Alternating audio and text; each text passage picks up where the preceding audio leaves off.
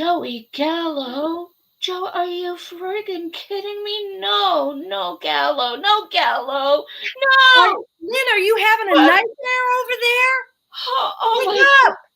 oh my God, Chris! Joey Gallo coming No. back? Like, how is that even a thing? Cue the music.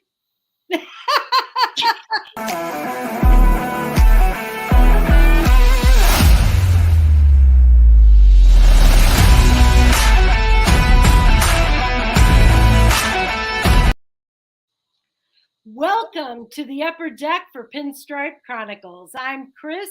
That's Lynn. We're here to talk about the week that was in Yankee baseball and the week that will be. Yep. And this week, although it seems like a little bit of a sleeping dog, there's been a lot. Yeah, there has been a lot. I mean, for one thing, there's every opinion you can have out there about Judge. So we've got to talk about that. Yes. Similar about Rizzo. And these two players in particular have so much implication for what the rest of the team will look like. And what other personnel we can imagine fitting in around them. That's right. And Chris, since we sort of teased in our opening about Gallo, do you want to give the context there? Well, I've been seeing, there are some Gallo apologizers out there who think that now that the shift has been banned, the Yankees should reunite with Gallo. And this was a serious opinion. Why? Well, why? I know. But also, was it just really about the shift? And what was the shift meant to prove and did prove out in Gallo's case? He wasn't able to make the adjustments. No. And so what does that say about his overall mechanics and shift or not?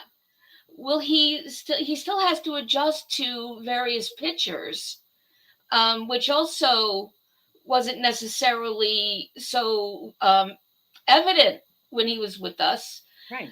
And you, in order to be productive, you have to, whether it's position on field or, by the way, who's on the field. It's not just about the shift; it's about the defense you're facing. And I just don't know why we would revisit a decision.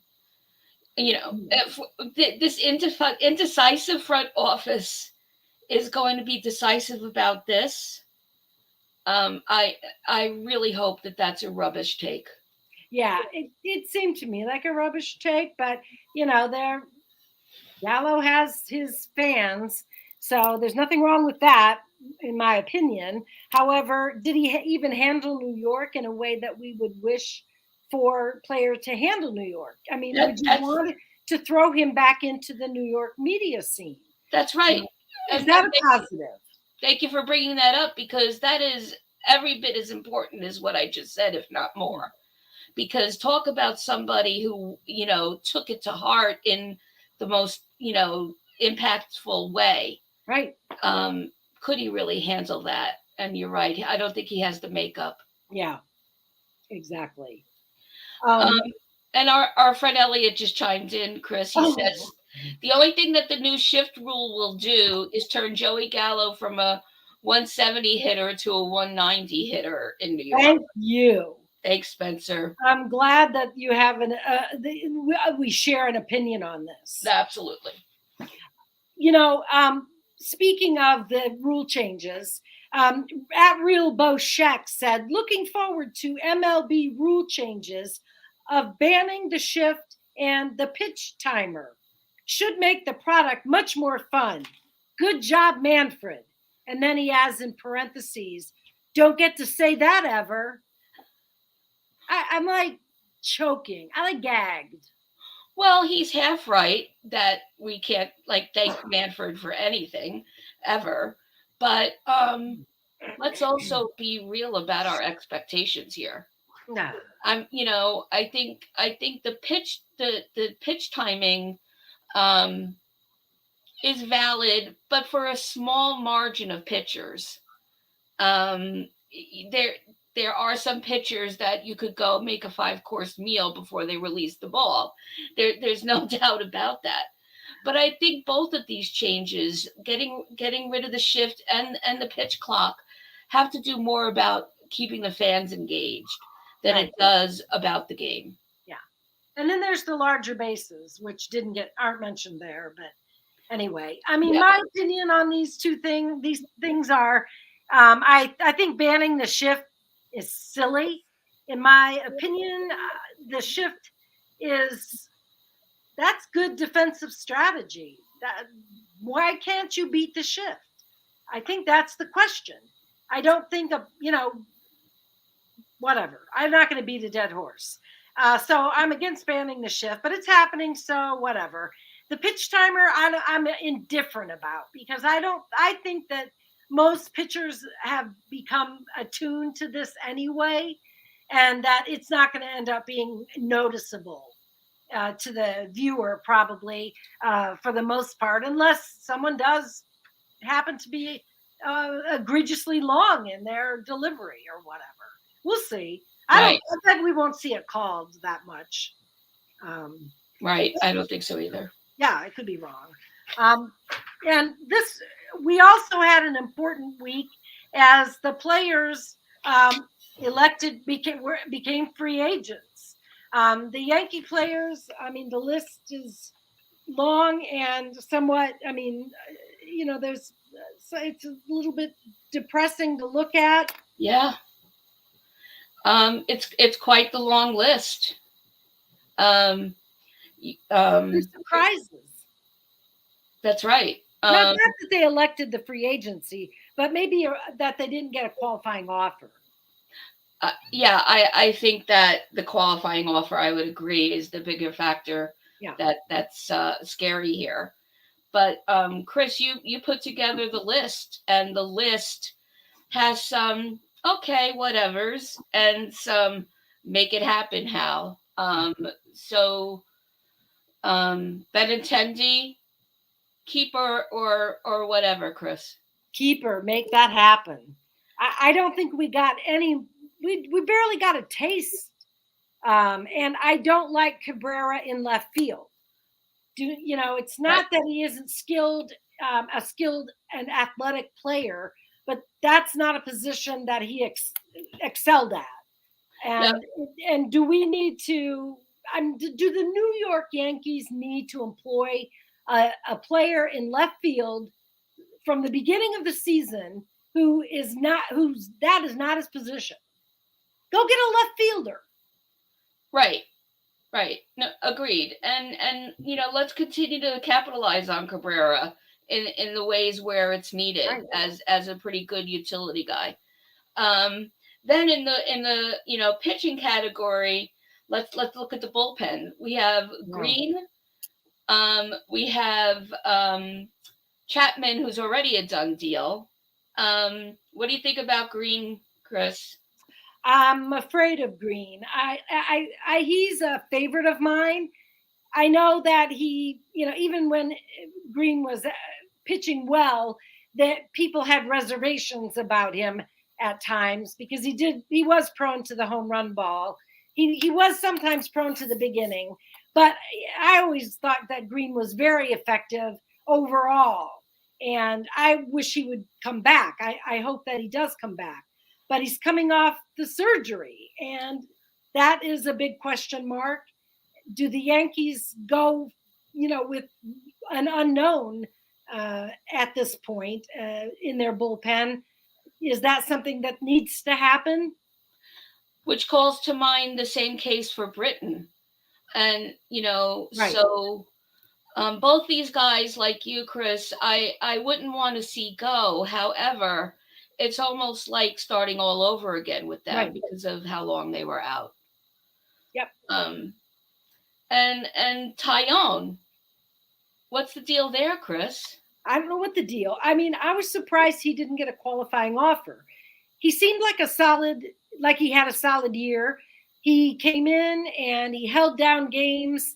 he wasn't the ace of the staff, but he was certainly a respectable, solid member of the rotation. Yep. I like Tyone, but if maybe the Yankees are sending us a message, we're getting Verlander. I mean, if it only don't sign a nice solid guy like Tyone if you're getting better, right? Right. Although you have to look at the age factor. I know. I know. But I'm one of those idiots that always wanted Verlander. It's not idiotic because I think it would juice up the team to bring him over. And Chris, you said this before we came on, and it was an excellent point. Even for a stopgap to get him here, and liven up the starting rotation, and have a little bit more consistency, because JMO had a good season, but it had its it had its moments, right? So, look, it would be nice to get a big name of some sort this time around. Yeah. It'll be interesting to see what the fan base starts saying. Yeah. What their battle cry is going to be there. Right. To me, Miguel Castro is, okay, or bye, wish you well. Yeah, I don't have an opinion about him one way or another, actually. So right. For me, it's the same for Gonzalez at short. We have too many decisions already for the infield to see made. I really, I think we're deep enough that we should be trading Gonzalez out. And then, of course, Aaron Judge. And that, with that, we come to the $64 billion question. Right. Do I stay or do I go, as the Ramones say? Right. Yeah. So, I went back and forth with someone on Twitter this morning, or it was either Twitter or Facebook, might have been Facebook, about Aaron Judge, because they said, I'm not that high on Aaron Judge with all his injuries and et cetera. They made that argument. And so I thought, all those injuries, I hate that when people say that. I went and looked at, went to MLB.com and took a look at the transactions for Aaron Judge, which anybody can look. He's had exactly 4 injuries over a span of 6 years. Compare that to too many Yankees to name right now. I know. I mean, just to remind people, he had the right wrist fracture in 18. He had a left oblique strain in 19. I mean, and none of these things kept him out for any length of time except the wrist fracture, obviously. Right. In 2020, he had a right calf strain twice in August, and he was back in the lineup in September. So, I mean, unless I don't read very well, that's not a lot of injury. That's not injury prone. No, not even close. And you're reading correctly, Chris. Yeah. And I think you were interacting with somebody who's just blowing smoke without anything to back it up. Yeah.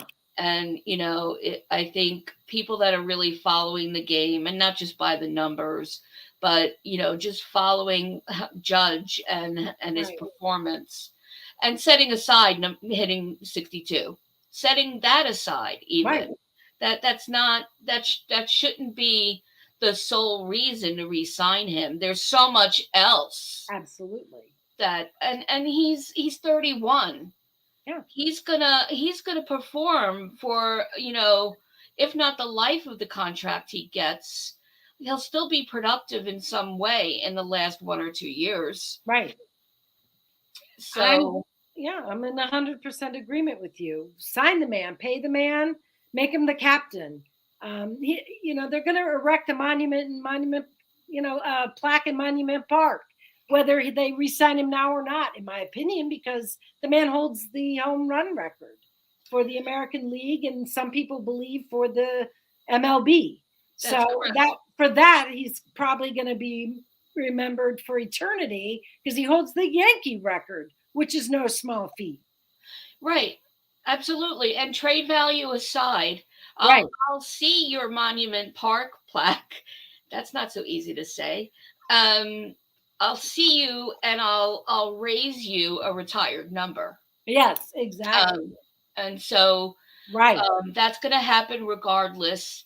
And don't you want another Cooperstown inductee, which Yeah. he will be? I'm calling it now. Yes. Um, he'll be a first round inductee. Yes. No question in my mind about it. You really got to give that away.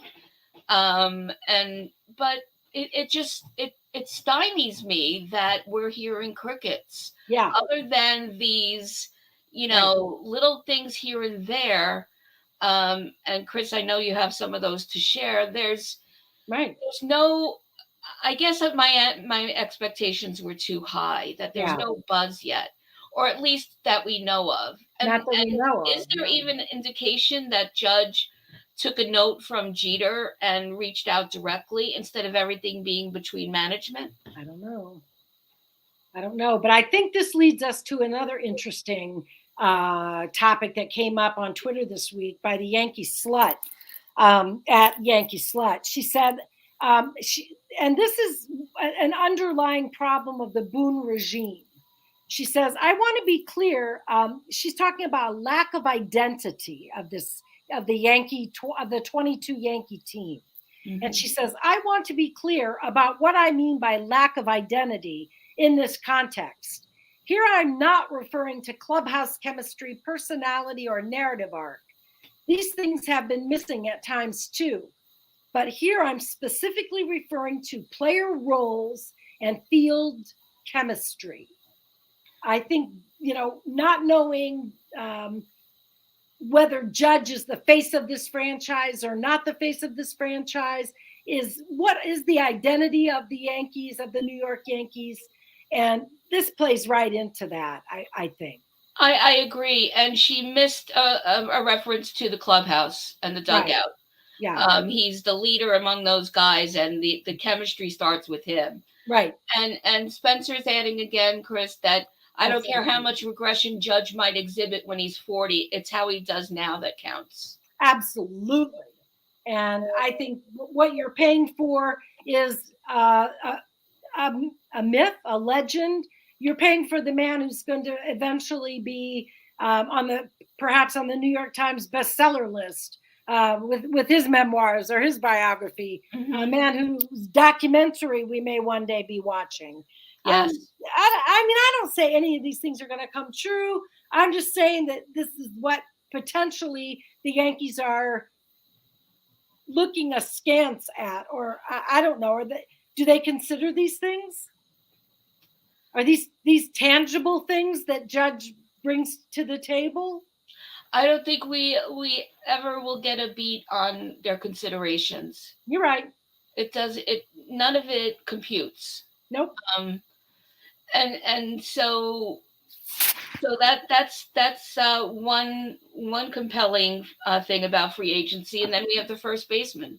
Yeah. So, what are your thoughts about Rizzo being re-signed? Good chance.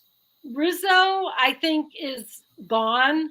I think that he's going to command more money than the Yankees are going to be willing to. After all, now the Yankees know all his secrets.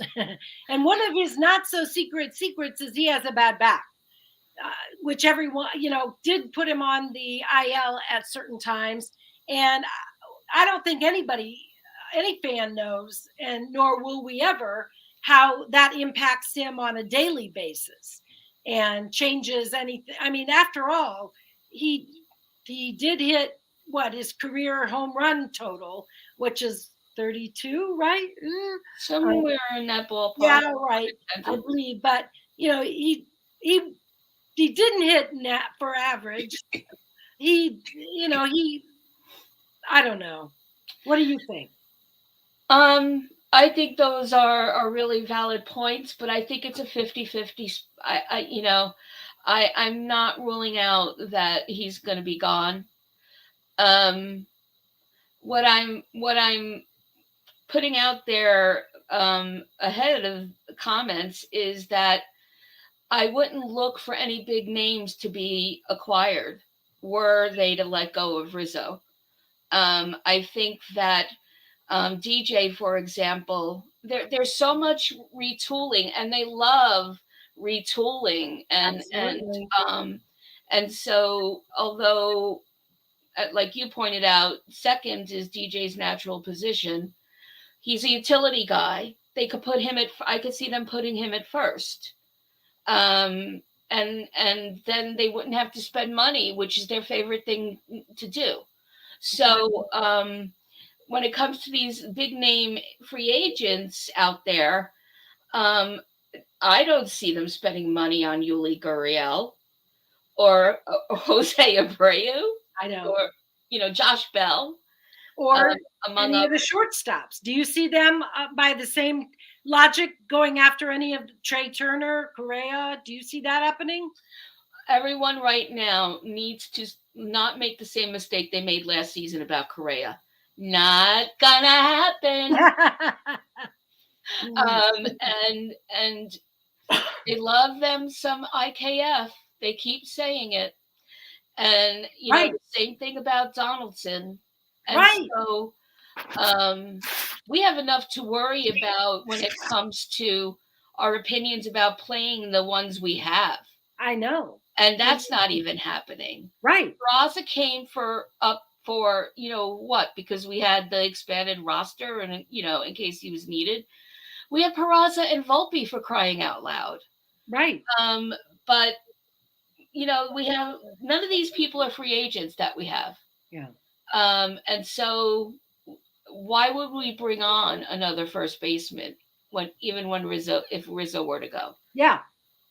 And I think this goes back to the lack of identity that the Yankee Slut was pointing out. In the 22 season, the infield definitely lacked identity. We saw, various permutations of the infield configurations and the different roles that that players had. Peraza, he did not have a role. Why was he up? Why did the Yankees bring him up when it was clear that they did not have a role for him to play? So that the Yankees did not create the identity of, hey, we're bringing up the young guys. Now we're turning this over to the youth. We're having a youth movement. That wasn't the identity that came across with this team. And Donaldson, he did not have the year that one would wish, and still we've been assured that he's the Yankees third baseman of the future.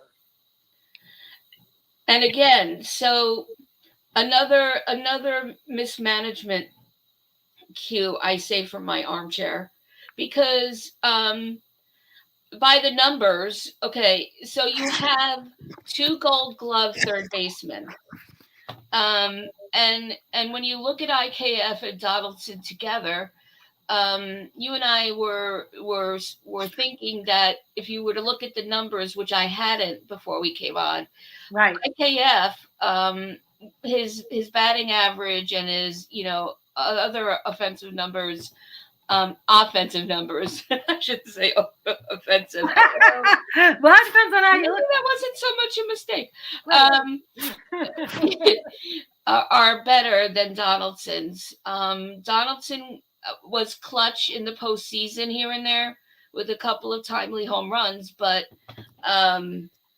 why wouldn't you put in Peraza or Volpe at short? And this is about the cajillionth time I've said it.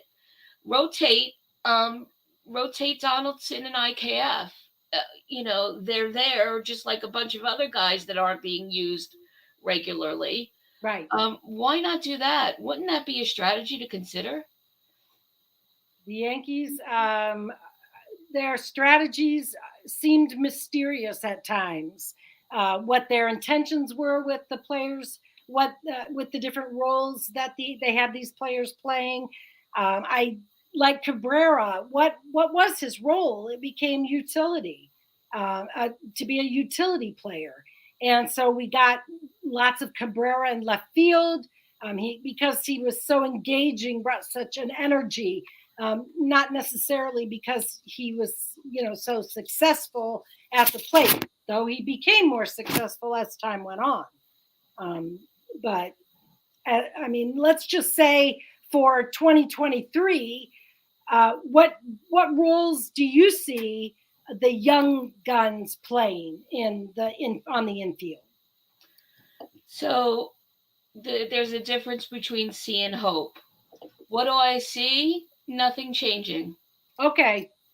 Other than the consequence of not re-signing Rizzo. Gotcha. I don't see a thing changing. And that makes me really sad for DJ.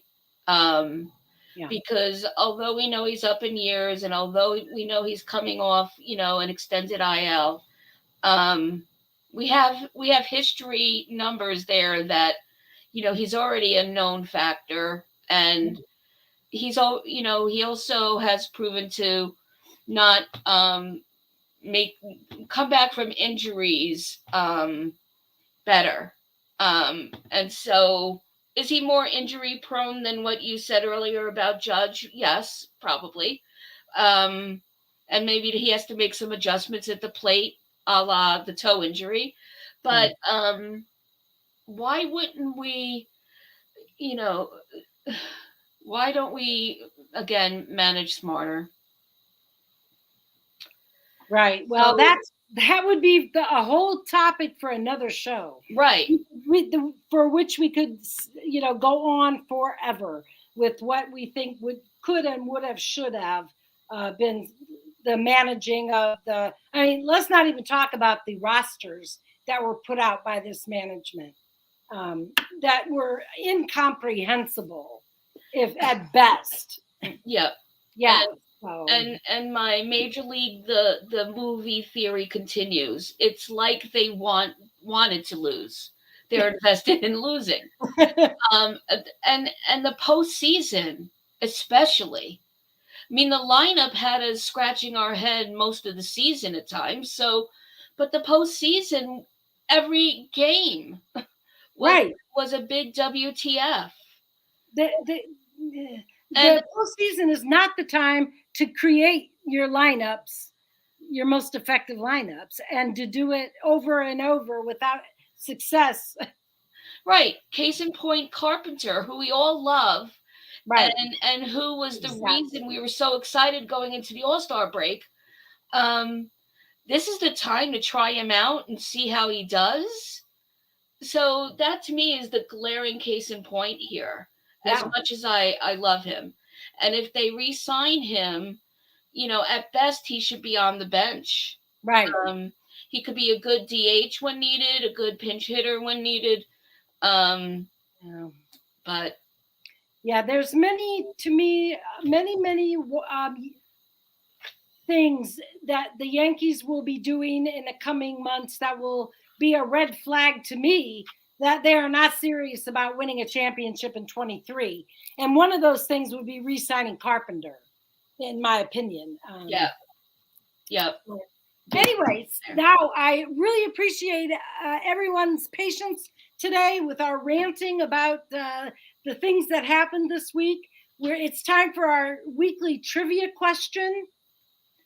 Okay, so here we go. Who was the first Yankee to win a Gold Glove at second base for the Yankees? So I think this is timely because this is Gold Glove Award, MVP award season. Yeah. And got to shout out Jose Trevino for his platinum glove at catcher.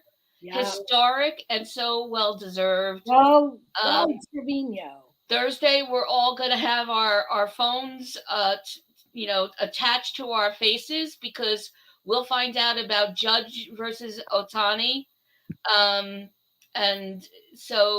I know there's a third guy, but let's be real. So again, who was the first Yankee to win a Gold Glove at second base for the Yankees? Trivia question. That's a good one. Definitely we'll have to think that one over. Want to thank you all for joining us. And don't forget to like, subscribe, comment, check us out on Facebook, check us out on YouTube. And also, we're both on Twitter. Check us out there. We'd love to talk to you and start or join the conversation. And that would be at Yankees Gabba Gab for Chris, and at Pinstripes 2823 for me, and at Hit the Upper Deck for our Upper Deck account. So as always, every week, and we will be here every week year round, Yep. you have a reserved seat right here on the Upper Deck. Thanks for Bye. watching.